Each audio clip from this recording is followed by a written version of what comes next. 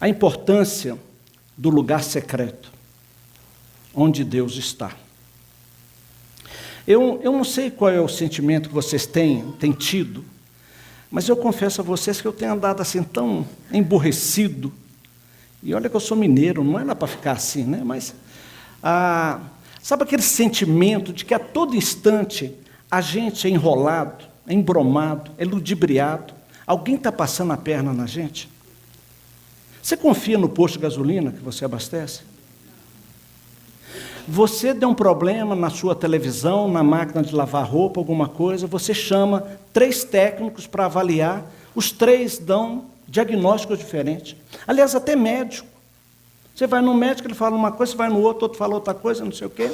Aí um chega para você e fala, não, você tem que colocar uma prótese na cabeça do fêmur. Não, mas é o dedão que está quebrado. Não, mas faz tudo parte. E ele te enrola, te faz, né, nesse sentido. Ontem eu fui tentar comprar um chip. A gente está querendo mudar aí de celular, né? E olha, é só enrolation, né? Como a gente fala assim, né? Vem lá um negócio assim, não, isso é um plano ilimitado.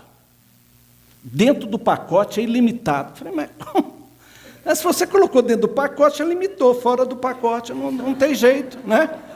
Mas é assim que... Então, esse sentimento, assim, essa coisa vai deixando a gente falar, poxa vida, não é possível. Será que é assim? Eu queria trazer uma boa notícia para você. Há alguém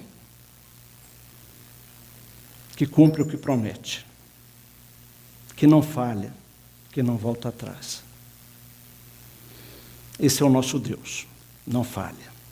O que Ele fala, Ele cumpre. E, olhando para essa ideia do lugar secreto, onde Deus está, eu queria começar falando com você sobre a importância do deserto na formação espiritual e emocional de todos nós. É interessante quando a gente olha para a Bíblia, com vários personagens, homens e mulheres, como Deus os tirou e os levava para o deserto. Né? E eu comentando isso com a Valquíria vai falando, mas não tinha outro lugar para ir, era lá do deserto, né? Sai, vai para outro lugar. Né? Eu fiquei pensando sobre isso, eu cheguei à seguinte conclusão, porque Deus queria trabalhar na vida daquelas pessoas. Porque se não fosse assim o deserto lá, vai para Minas, não tem esse problema, está tudo jóia, legal, bacana. Né? Mas a ideia do deserto é que você não perde o seu foco, a sua atenção. Observe o seguinte, Deus tira Abraão de onde ele estava e o leva para o deserto de Harã. E promete toda aquela terra para ele. Deus faz a mesma coisa porque lá no deserto ele vai e encontra Agar. Depois a gente vai falar um pouquinho mais a respeito dela. Deus tira Moisés do Egito, do palácio, e o leva para o deserto, para trabalhar a sua vida profundamente, mudar completamente a sua vida. Deus tira o povo do Egito e faz com que esse povo trafegue, transite por 40 anos pelo deserto. João Batista se formou no deserto para ser o precursor do Messias, do Senhor Jesus Cristo. O próprio Jesus é levado ao deserto, onde ele passa 40 dias e 40 noites, sendo tentado. E é interessante, quando a gente olha para Jesus, o impacto disso na sua vida e nas lições que ele deixou para nós. Apóstolo Paulo, após a sua conversão, é interessante isso, porque ele se converte e vai atrás dos discípulos de Jesus. Mas ele é rechaçado. E aí parece que a ficha cai e fala, não, peraí. Aí ele sai e passa mais de 3 anos no deserto da Arábia, também, sendo transformado, Deus falando profundamente a sua vida. No início da igreja, alguns homens e mulheres sentiram a necessidade de sair das cidades e ir para o deserto, são conhecidos como os pais do deserto. Porque as cidades estavam ficando muito barulhentas, as cidades estavam crescendo e eles sentiam necessidade disso. Na verdade, deserto é sinal de purificação, de encontro, de impotência, de dependência. Um lugar de purificação onde os seus pensamentos são levados ali, naquele momento que você está ali, a se render a Cristo, de se encontrar com Deus, de ter essa oportunidade de estar ali, sem distração, de impotência, porque é simplesmente na dependência dEle.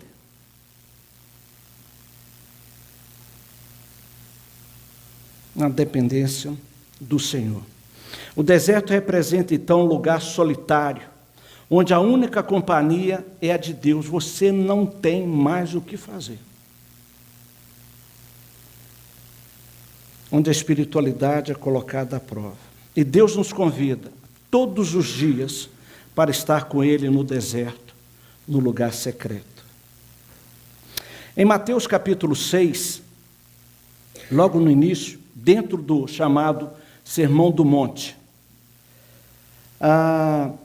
Jesus começa no capítulo 6 a abordar o tripé da espiritualidade judaico-cristã. O tripé dessa espiritualidade. Ele começa falando sobre esmolas, que é um relacionamento com o outro, com o próximo. Depois ele vai falar sobre oração, que é o relacionamento direto com Deus. E depois ele vai falar sobre a questão do jejum, a prática do jejum, fazer jejum, que é algo que é um relacionamento consigo mesmo, onde você tem que abarcar mais isso aqui. E é interessante que essa ideia desse tripé, essa semana lá no escritório, na reunião ministerial, estava compartilhando isso com o pessoal. E tripé é interessante, aqui nós temos alguns aqui, que se você tirar uma perna, cai. Ele não se sustenta. Né? Então, quando a gente olha para isso que Jesus começa a falar, e no sentido confrontando aquelas pessoas, os líderes religiosos, ele já dá um cheque-mate nessas pessoas. E ele pega pesado. E ele começa a falar, por exemplo, sobre a questão das esmolas, onde ele dizia o seguinte: olha, muitos de vocês são hipócritas, porque vocês estão fazendo isso para aparecer. E fica fazendo e balançando o sino. Olha aqui, eu dei uma oferta. Ah, mas a minha foi maior. Não, eu dou um pouco mais. E ficava aquela coisa. E Jesus vira e fala o seguinte: olha, o que sua mão esquerda fez, que a direita não saiba. Deixa seu pai, que vê em secreto. Deixa, ele vai agir. Então Jesus dá um puxão de orelha naquele pessoal. Agora, olha que interessante isso aqui. O que se tornou a prática da igreja, principalmente a igreja contemporânea? Nós, num certo sentido, nós abrimos mão dessa questão do dar esmola. A gente começa a racionalizar. A gente vê uma pessoa, normalmente, andando pelas ruas aqui de São Paulo, num cruzamento, num semáforo, você vê uma pessoa, a pessoa se aproxima. Eu nunca me esqueço, quando eu morava em Campinas, tinha uns adesivos, né, que as pessoas pregavam no para-brisa ou no vidro assim, lateral, né, escrito assim: não sou seu tio, não gosto de Mentex e não tem, o para-brisa está limpo. Não sou seu tio, não gosto de Mentex e o para-brisa está limpo. Já para cortar e não ter que fazer nada nesse sentido. Então as pessoas se aproximam de nós, nós não conhecemos aquelas pessoas. A maioria das vezes nós não conhecemos aquelas pessoas. Nós não sabemos a sua real necessidade, mas nós já pensamos, racionalizamos que são vagabundos, que são pessoas que exploram, crianças e tudo mais. E eu não dou, eu nem abro o vidro.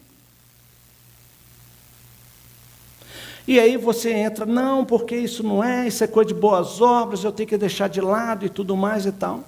A gente se manifesta, ainda bem, eu não sei por quanto tempo isso ainda vai perdurar, mas, por exemplo, ainda a gente se manifesta principalmente em tragédias, como o Brumadinho, como essa que aconteceu aqui em São Paulo, algumas outras coisas, como os refugiados, né? A gente se mobiliza como, né, para ajudar. Joias, legal, fantástico fazer isso.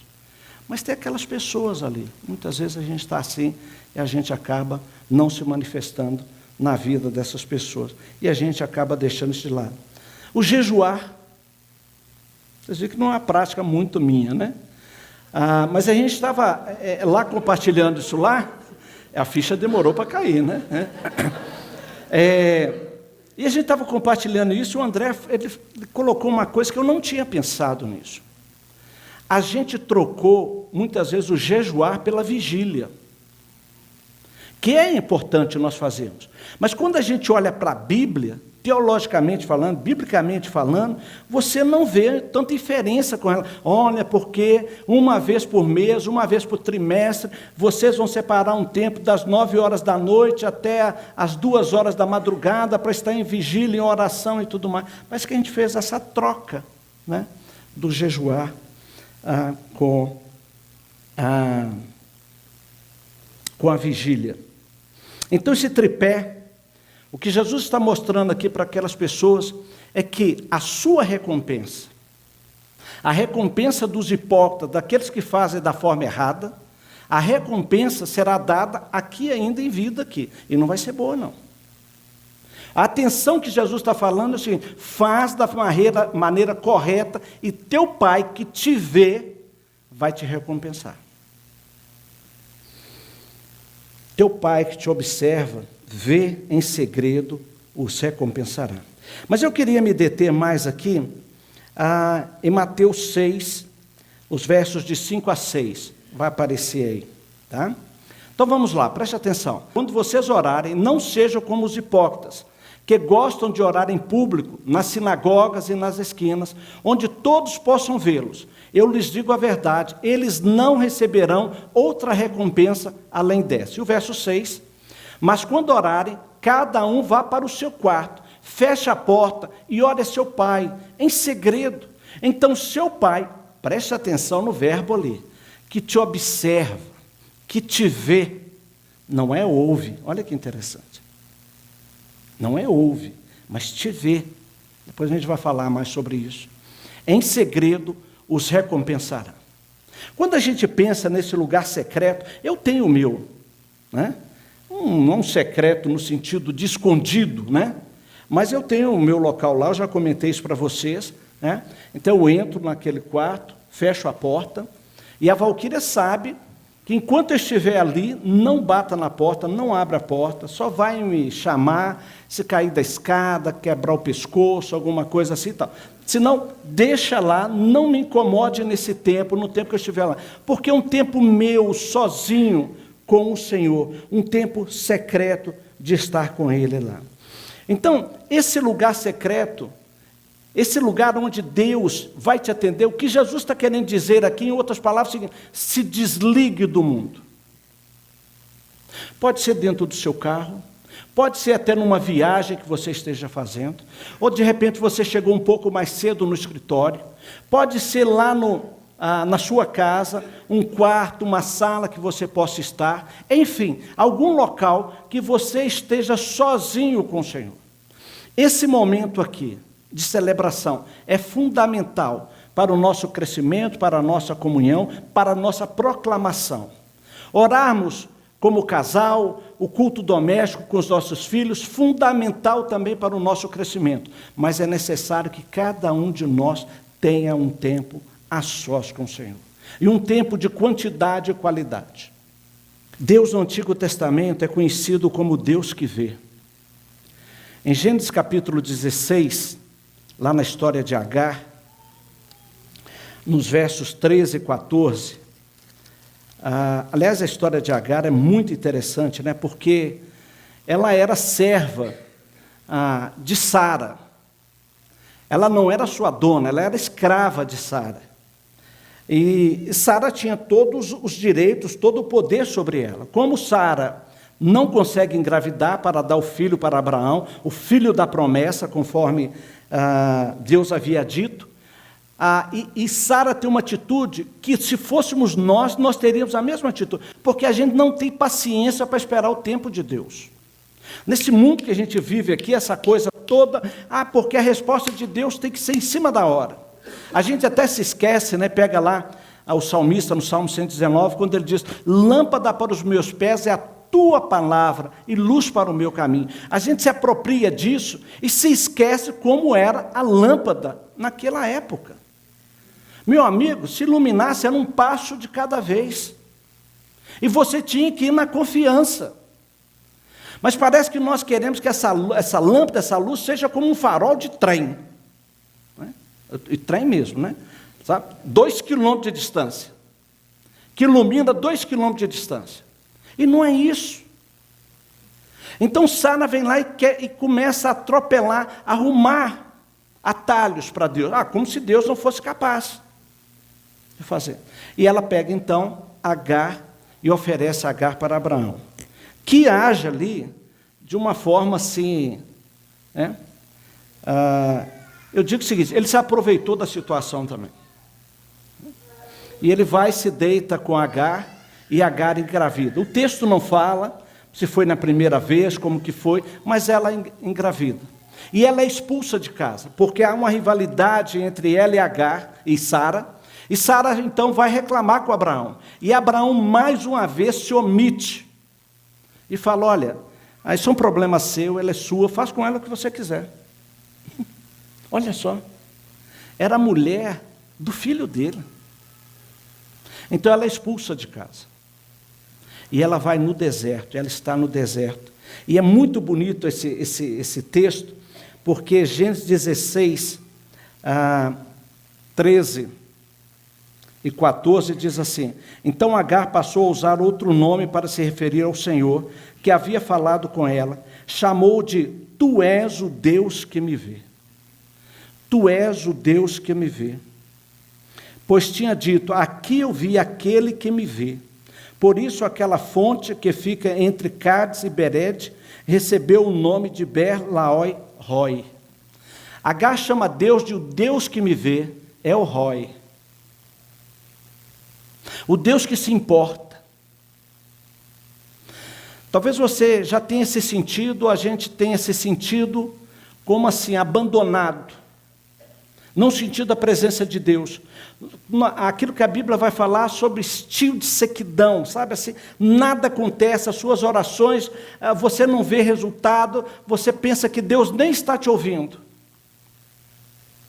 Mas mais do que te ouvir, Ele está vendo a sua real situação, como você está. O lugar secreto é onde Deus está. Ali Ele me vê, ouve, cuida, eu experimento do seu amor. Nesse lugar secreto, só está eu e Deus, só você e Ele. Sem intermediários, sem distrações, sem fingimento, a alma está nua, como alguém já disse. É o momento de você se abrir, não tem meias palavras, não tem como esconder nada do Senhor. Salmo 139 vai falar sobre isso também. E dentro disso, pensando sobre isso, sobre esse lugar secreto, esse momento só você e Deus, eu queria convidar você a prestar atenção nesse vídeo que nós vamos assisti-lo aí.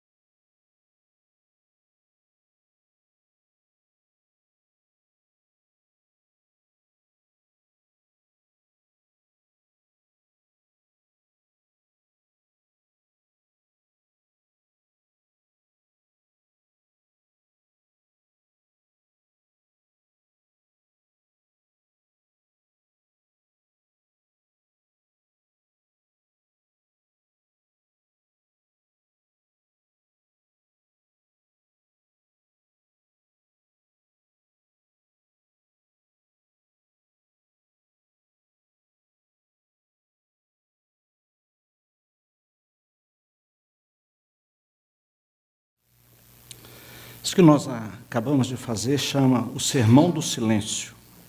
Finalizando, eu queria dizer que o convite do Senhor ainda está de pé. Ele está nos convidando, venham repousar um pouco, à parte, num lugar deserto. Vamos juntos nos encontrar com Ele lá. E sabe o que é bacana? Quando você assumir nesse propósito de diariamente estar com o Senhor, separar um tempo para estar sozinho com Ele. Sabe quem é primeiro que chega lá? Quem primeiro chega lá? Todos os dias Deus chega. E Ele chega no horário. Normalmente a gente é que está atrasado. Costumo brincar assim, falar assim, eu vejo Deus até em determinado dia, caramba, viu, Jovaldo atrasou de novo, né? Não veio de novo, tá? Então, lembre-se, Deus está lá nos esperando naquele lugar lá, tá bom? Deus abençoe vocês.